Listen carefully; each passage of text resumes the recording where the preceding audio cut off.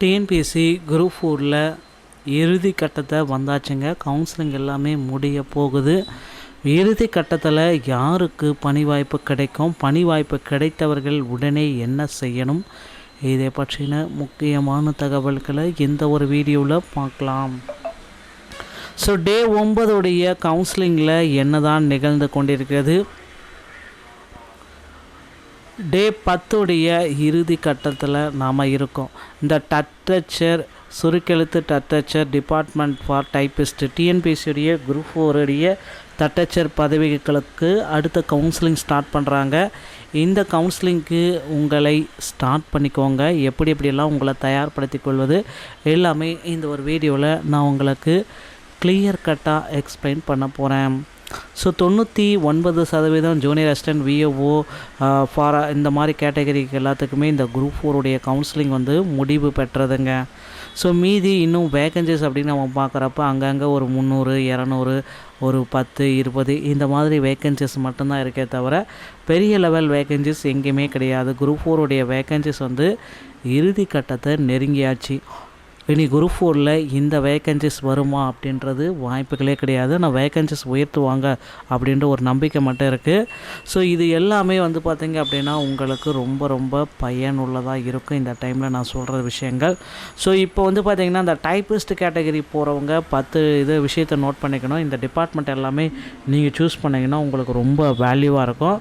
So முதல் department இந்த revenue department, ஓகேங்களா.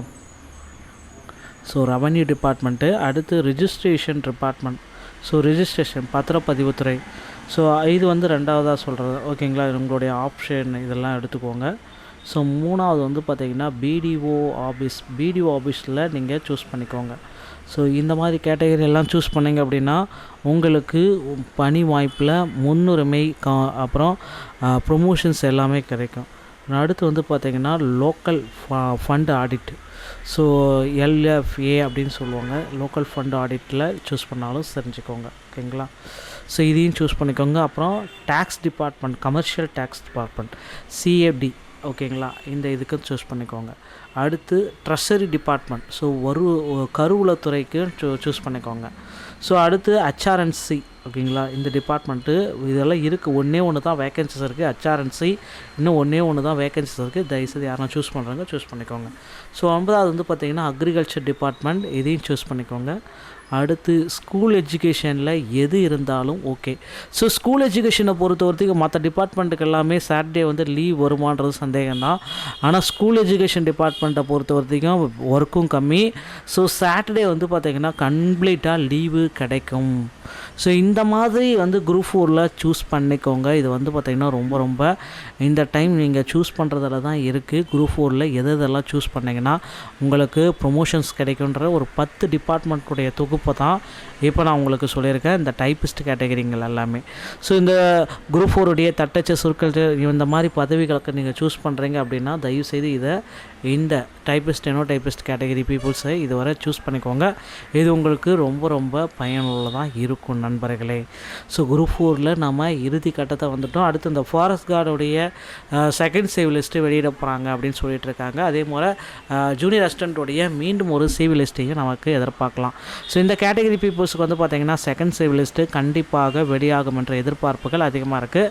அதிகபட்சம் குரூப் 4ல் ஒரு சில டிபார்ட்மெண்ட்டுக்கு செகண்ட் சேவ் லிஸ்ட்டு பப்ளிஷ் ஆக ரெடியாக இருக்குங்க. அதே போல் அவங்களுக்கும் கம்மியோட ரேங்க்கும் பப்ளிஷ் ஆகிடும்.